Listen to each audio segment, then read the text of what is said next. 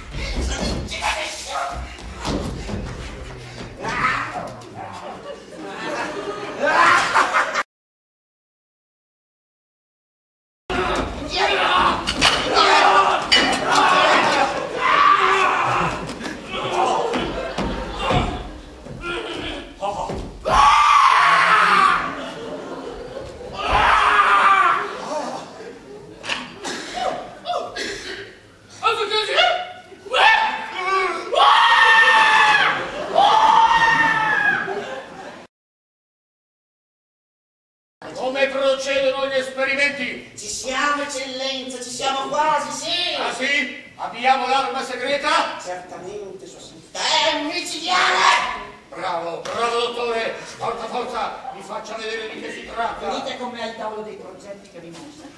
Guardate. Bravo, bravo dottore! Grazie, sono contento. Bravo, ero sicuro di poter contare su di lei. Grazie. Allora, quante persone pensate che possa contenere il sommergibile? Direi attorno ai 20.000.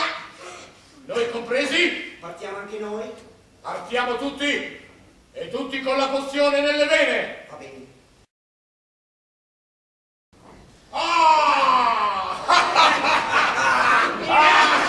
Come si sta bene dopo una bella cacata!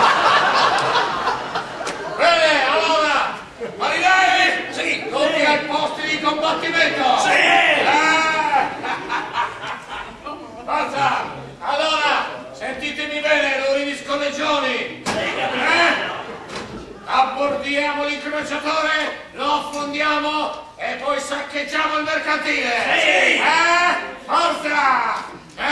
Ragazzo! Sì! Arma i siluri! Arma i siluri! Bene! Bene! Li prendiamo! E poi li scaccogliamo! Li mozzichiamo! Gli strappiamo i vestiti! Li pieghiamo in avanti! Gli tagliamo la testa!